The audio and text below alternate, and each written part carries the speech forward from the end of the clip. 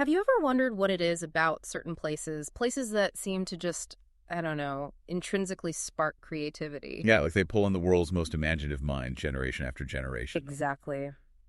Well, today we're embarking on a deep dive into one such place, Mallorca.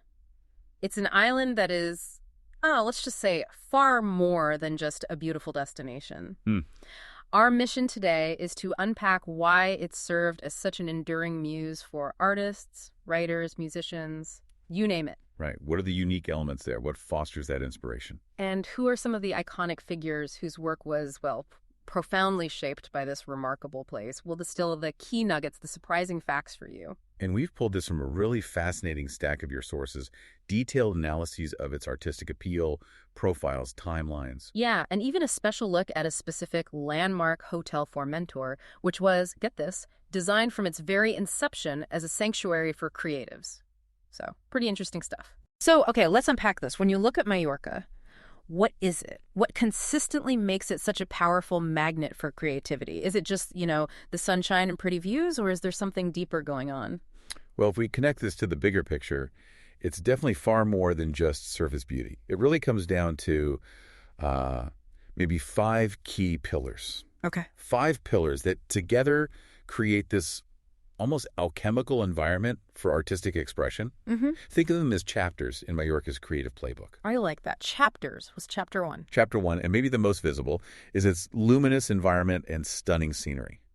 That bright Mediterranean light. It isn't just bright. Mm-hmm. Artists consistently cite it as having a unique quality, And these ever-changing hues of the sky and sea, it's almost like the light itself has a personality. Mm. And the island, well, it truly offers stunning scenery. You've got everything from the really dramatic Tramontana mountain range to peaceful coves and rural countryside, just endless subjects. That's fascinating. When you say the light is unique, how does that actually translate for an artist? I mean, we've all seen beautiful light, but what makes Mallorca special enough to, shape a painter's whole style?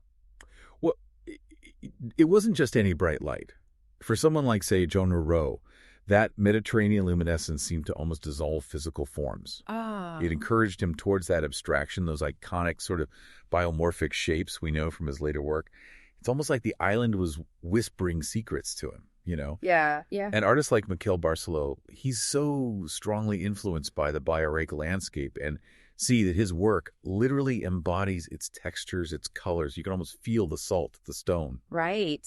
Sally Wood often paints the Serra de Tramontana, finding endless depth there. Even Picasso visited and found inspiration. Picasso, too. Wow. Yeah. There's that great anecdote about Formentor where the mountains meet with the sea. Painters were known to literally put down their brushes to applaud the sunset. Get out. Yeah, imagine that. Art so profound, it makes artists stop their own work just to watch it. Wow. Okay, so Mallorca's beauty isn't just passive inspiration. It's like it actively demands attention. Yeah. Does that intensity extend to the people, the community? That was your second pillar. It is, yeah. And that's a perfect segue. Pillar 2. Its rich artistic heritage and thriving community. Mallorca boasts this deep history of artistic presence. Figures like Miró, again, found not just inspiration, but real peace there. And it's a place that actively nurtures a diverse and dynamic creative community. You see regular exhibitions, fairs, residencies in hotspots like Palma, Dea. Oh, Dea. I've heard of Dea, kind of bohemian. Exactly. Known for its bohemian, artist-friendly ambiance. Also places like Alaro, Pollença. Mm-hmm. And the island's cosmopolitan population, drawing people globally, fosters this really eclectic and inclusive environment that encourages creativity. So it's not just history, it's alive now. Totally. It's marked by a new wave of cultural dynamism, a rich calendar of art events year-round. And importantly, remember, Hotel Formentor's founder, Eden Deal. Yeah, the poet millionaire. Right. He explicitly intended the hotel to accommodate his numerous artists and poet friends. That shows this early, deliberate intent to build a creative community right from the ground up. Okay, so you've got stunning nature, a real buzz, a living creative ecosystem. But, intense creativity often needs solitude, too. Does Mallorca manage that balance, or is it all about the collective energy? That's precisely the third pillar. Peace, tranquility, and space to create. Right. Mallorca brilliantly provides an escape from the bustle of big cities. Right. You hear it from so many artists, especially those who moved from, say, London or Berlin. They cite the slower tempo as essential for creativity. I can imagine. It's a place where the world's noise just quiets down, and their studios are often nestled in tranquil, picturesque locations, mountainsides, sea cliffs, little rural hamlets, Ah, nice. providing both privacy and stunning settings for work. So that duality, vibrant community, and profound solitude that's historically drawn creatives seeking that exact balance. That balance sounds almost ideal. Beauty, community, quiet. But what about the practical stuff? Is there actual, tangible support for artists? Galleries, funding, things like that? Absolutely. And that brings us neatly to our fourth pillar, supportive infrastructure. The island is home to numerous galleries, sure, but also major contemporary art institutions, like the Fundació Pilar do Miró, obviously, is Baluard Museu d'Art Contemporani in Palma, CCA and Dratex. These aren't just display spaces. Okay. They offer crucial opportunities for artists to exhibit, collaborate, and connect locally and internationally. Plus, you have artist residencies, even public studios like Miró's was, supporting established and emerging artists. Right. And historically, you look at things like the Poets Club and the Formentor Awards at Hotel Formentor. That shows the island's deep-rooted capacity to host and encourage intellectual and artistic pursuits. Okay, Mallorca seems to check all the boxes. Nature, community, quiet reflection, infrastructure. What's the final piece? You mentioned 5 pillars. The fifth and final pillar is Mallorca's unique, cosmopolitan, yet local character. Its cosmopolitan population doesn't just attract people. It creates this eclectic and inclusive environment, bringing together folks from all over the world. Mm-hmm. But what's really special is how this international flavor blends seamlessly with a local cultural renaissance. There's a rich calendar of local Mallorcan art events, festivals, traditions, year-round. So it's not just expats, it's integrated. Exactly. It's this continuous interplay, fueling art from both global and deeply rooted Mallorcan perspectives. So what does this all mean for you listening? It means Mallorca isn't just a beautiful vacation spot. It's practically designed to spark creativity. It offers this unique blend of inspiration and practical support, a truly fertile ground for anyone with a creative spark. Yeah, pretty much. Okay, here's where it gets really interesting for me. We've talked about the ideal conditions, the why. Now let's look at the proof. The incredible roster of actual talents who didn't just visit, but whose work was profoundly shaped by Mallorca. And what's fascinating here is just the sheer diversity. You've got visual arts, literature, music, historical figures, contemporary ones. It's quite a list. Let's start with the visual artist. Miró obviously looms large. Absolutely. Joan Miró is arguably the most internationally renowned artist tied to Mallorca. He moved permanently to Palma in 1956, spent the last 3 decades of his life there, Right. and produced over a third of his total works during that time. His canvases from this period, they just soak up the island. The elemental landscape, the starkness of the stone, that vibrant light we talked about, the spirit of the people. And his studios are still there, right, as a foundation? Exactly. The Fundació Pilar Joan Miró preserves his home and studios. It's incredible to visit. Wow. It's amazing to think such a huge chunk of his life's work came from those final decades there. Who else stands out visually? Well, Miquel Barceló. He's a native Mallorcan, one of Spain's leading contemporary artists. His work, painting, sculpture, ceramics, is just so strongly influenced by the Balearic landscape and sea. You see the textures, the colors, the organic forms of the island embodied in his art. You can really see it. Definitely. Then there's Barbara Weil, an American painter and sculptor, settled in Port Renex in 1967. Her brightly colored, kind of architectural works, often made in this amazing studio designed by Daniel Libeskind. Libeskind designed her studio. Cool. Yeah. They really reflect the vivid environment of Mallorca. The sharp lines, the intense blues, and you have figures like Arturo Rhodes, a British surrealist painter who lived for decades in Dea. Ah, back to Dea. Yeah. Became a beloved local figure, known for these quirky, narrative, whimsical, fantastical paintings, really shaped by that bohemian lifestyle and the spectacular scenery. It's quite a mix. It really is. And you've got others.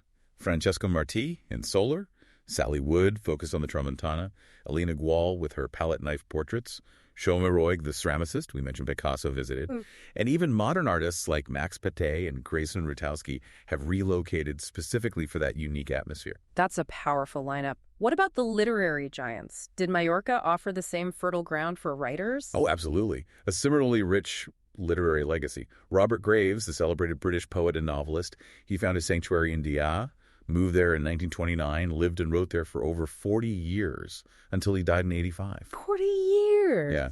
His house, Conaluni, it's a museum now. a real testament to how deeply the island got intertwined with his creative life. Wow. Then there's the famous, or perhaps infamous, winter George Sand spent in Valdemosa. With Chopin, right, 1838. Exactly, 1838 to 39. She chronicled it in her memoir, A Winter in Mallorca. It's a, well, let's say candid perspective, sometimes critical, but it really highlights the island's profound impact on both of them. And Agatha Christie used it as a setting. She did. Used Mallorca as a setting in some of her stories, including Problem at Palencia Bay. No way. Yep. And Jorge Luis Borges, a great Argentine writer, visited several times, stayed with Robert Graves, was involved with literary circles in Palma early in the 20th century. Borges, too. That's incredible. It is. And the list goes on. Rubén Darío, D.H. Lawrence visited. Anaïs Nin spent time there. Camilo José Cela, the Nobel Prize winner, settled in Palma and founded a literary magazine. Even Jules Verne, Julio Cortázar were noted literary guests. Go back further, you have the medieval Mallorcan philosopher Ramon Lull, the poet Miquel Costa y Llobera. His poem Pine of Formentor really captures the island's spirit. It seems like the island's charm really worked across disciplines. And the musical connection, is it mainly Chopin? Chopin is definitely the most famous connection. That significant winter in Valdemosa with George Sand, while difficult for his health, absolutely influenced his work then, like some of his preludes. His presence, even with the challenges, really contributed to Mallorca's reputation as a haven for artists of all stripes.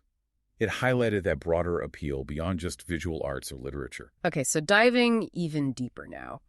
Let's talk about that specific landmark you mentioned earlier. The one that wasn't just visited by creatives, but was literally designed for them from the start. Right, Hotel Formentor. This is such a crucial point. It wasn't just a place that happened to attract artists. It was built for them. By the poet millionaire, a done deal. Exactly. He opened it in 1929 with the explicit intention to accommodate his numerous artist and poet friends. Just imagine that. Building a luxury hotel, not primarily for profit, but as a dedicated space for poets and painters to gather to create. That's remarkable. A true patron embedding that intention right into the bricks and mortar. How did that initial vision evolve, especially in the literary world? You mentioned awards. Yeah, it really blossomed into this globally recognized literary hub. So in 1959, the hotel manager, a guy named Bartomeu Boadas, who was friends with Camilo José Cela, the Nobel winner we mentioned, Boadas offered the hotel's facilities to organize these debates on poetry. That directly led to the creation of the Poets Club. Just like that. Pretty much. Yeah. And then, the very next year, 1960, the hotel became the birthplace of the Formentor Awards and Prix International des Éditeurs. Whoa. This event attracted representatives from some of the world's leading publishing houses. Think Gallimard, Einaudi, Weidenfeld, and Nicholson. Big names. Huge names. And this award offered the highest sum ever granted for a literary award at the time. It firmly linked the name Formentor internationally with the world of literature. Who won? Any famous names? Yeah, notable winners included Juan Garcia Hortelano, and then there was this incredibly significant joint win for the international award. Samuel Beckett and Jorge Luis Borges. Beckett and Borges, together. Shared the award, yeah. It was this amazing burst of freedom and intellectualism. Unfortunately, it was eventually prohibited by the Franco dictatorship. Right, of course. But its impact had already cemented Formentor's literary legacy. So we've journeyed through Mallorca's really unique blend. That incredible natural splendor, the rich artistic heritage, those tranquil spaces for creation, the solid cultural infrastructure, and that cosmopolitan yet local character. It really is this perfect canvas for creativity, isn't it? Yes. It's drawn and shaped generations of artists, writers, musicians, leaving this indelible mark on their work and on the island itself. And for you listening, whether you're seeking inspiration yourself or maybe a deeper understanding of cultural history or just a new perspective on how our environment shapes us, Mallorca offers a really compelling story. It profoundly illustrates how one specific place can become a catalyst for just incredible creative output. And this really makes you think, doesn't it? Considering Mallorca's multifaceted appeal, what are the Mallorcas in your own life? You know, the places, the conditions, maybe the communities that truly unlock your most creative or insightful self? And maybe how can you cultivate those environments to support your own deep dives into whatever subjects intrigue you?